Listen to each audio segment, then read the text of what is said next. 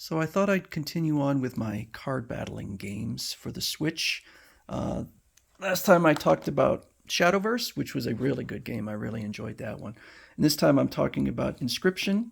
The game makers describe it as a inky black card game odyssey that blends the deck building roguelike escape room style puzzles and psychological horror into a blood laced smoothie. So it's a really interesting game, and so mostly it's digital only. And the one I have here, this one is from Special Reserve Games, and it is a physical copy. And it also came with an instruction booklet. So that's pretty cool because they don't really make these anymore. It really serves kind of no purpose, but it's kind of neat. A little throwback to the old times.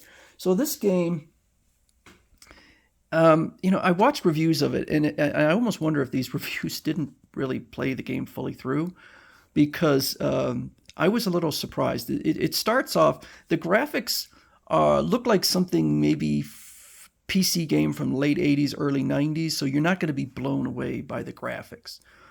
But I think it's appropriate for the game. This is an indie title. And it gives it kind of an old creepiness to the game. And you start off in a cabin. It's a one-room cabin, just you and this mysterious opponent that you're playing cards with. And one of the interesting things about this is that you can actually leave the table and wander around the cabin, and there's all sorts of mysteries and things to solve. And so I think that's where it talks about escape room style puzzles. So it's blending, well, like it said, it's blending a lot of ideas into one game. So I was really enjoying the game. And I was about 2 to 3 hours into it. And it does focus a lot on sacrificing your creatures. For instance, in order to put a stronger creature out, you might have to do a blood sacrifice of a weaker creature. Some of the creatures in the cards are actually sentient, so they'll talk to you and give you clues and stuff like that. Or maybe say, oh, please don't sacrifice me.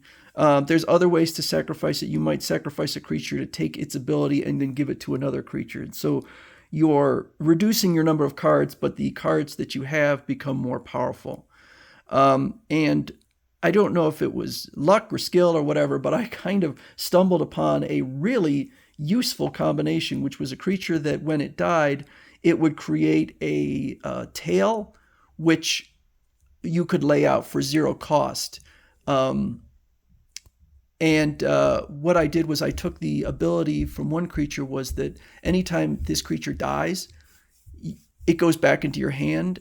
And so I was able to basically just keep this, and you needed to sacrifice. I could sacrifice the tail to put that back out, then sacrifice this creature. Basically, I became kind of unstoppable because I could just keep laying this creature out, sacrificing it, putting better creatures out, and just after about 2 to 3 hours into the game, I won it. And I was like, oh, I didn't expect that. And then it goes into a phase 2 of the game, which is basically, the game changes dramatically, which is now it has kind of a top-down Pokemon style, like the original Pokemon games graphics style.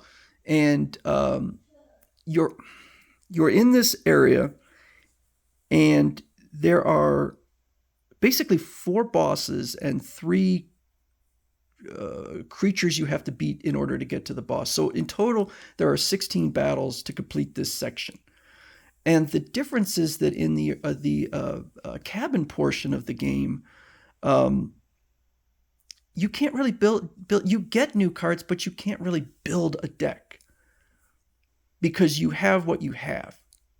You can sort of choose cards and try and make sort of a theme, but not really. And the thing is, it's a roguelike a game, which means you're constantly starting over. There are cards that you can carry with you from one game to the next, but mostly you're starting over again. And so with the phase 2, which in my opinion was not nearly as good as phase 1, you can create decks. So that's pretty cool. So now you have something that I wish the phase 1 could have done. But the thing is, you can only create one deck. And I think that was a terrible omission to limit you, because if you want to try and fiddle with your deck, you have to fiddle with the only deck you have rather than having maybe 3 to 5 decks that you could choose from. So eventually I did beat that portion also. And then you go into phase 3, which is very similar to phase 1, except now it's more like a sci-fi type thing. And it's a little bit different because you're not in a, well, you are in a single room, but you're also kind of moving around this virtual area. And it's very similar. And I still liked phase 1 better. Managed to beat that, which means I go into the ending. And the ending was very interesting. I liked the ending. Very memorable. And I won't get into it, but it's kind of, that's sort of the portion of the psychological horror. I really like this game. I just feel like there's a lot of ideas in there that weren't fully fleshed out. It's kind of like, I loved the first section and I loved the third section, and the second section wasn't bad. It was just, I think, inferior. It's like, I want that, but I want more. I didn't want to be able to complete it in 2 to 3 hours. I wanted a lot more of what was there. And then you beat the game. Now I can go back in and play again. But there's also a found footage thing in there where there are videos that you can watch of, I guess, you, or so I guess some player, some YouTube personality. It's all fake, but named Card Collect. I can't remember what his name was, but he comes across. He buys some Inscryption cards, finds a location of some coordinates, and finds the game, which in this one is a PC version, so it's a disc. And it's supposed to be a really old game, but then you find out that maybe the game is haunted and your game is haunted, and it's interesting, but it has a real cheapness to it. And that's kind of the thing, is that a lot of the stuff in here, it feels like it could have been a lot better. Like the person who made this game, what is his name? Something Mullins, Daniel Mullins, has some great ideas. I just feel like it's a little rough. It's a little bit, it could be better. And so I'm definitely going to return to it. And there are some sections I've opened up now. You can definitely feel the PC roots of this game because it's been ported over, and it's not that old. It's fairly new. I think it was released in 2021 on Windows, so it's just a couple years old.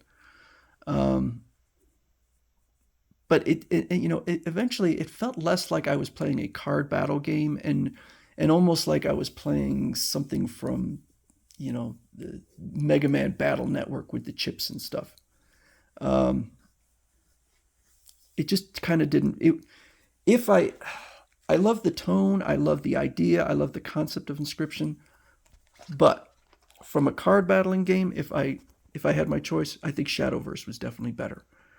I wish he could have taken the tone and the ideas of Inscryption and just the kind of the polish of Shadowverse and combine the two. And in some ways, the roughness does benefit it because it feels like something weird, creepy, unfinished, like a haunted game. But I think that there could have been a lot more put into this game. It's very interesting, and I definitely don't regret getting this one. It's no longer available on physical. I looked out there on eBay, and the only copy, I kind of wish I'd spent the extra $10 and got the collector's edition. But the only one of this copy that I saw on eBay was selling for $95 plus $11.60 in shipping. So kind of expensive already right out of the gate, but there was only one selling. So I think this is definitely a game. You can just get it digitally for $20. So I recommend it. I think it's good. I think Shadowverse was better for what it did, but this one will stay with you. This is a really, really interesting game.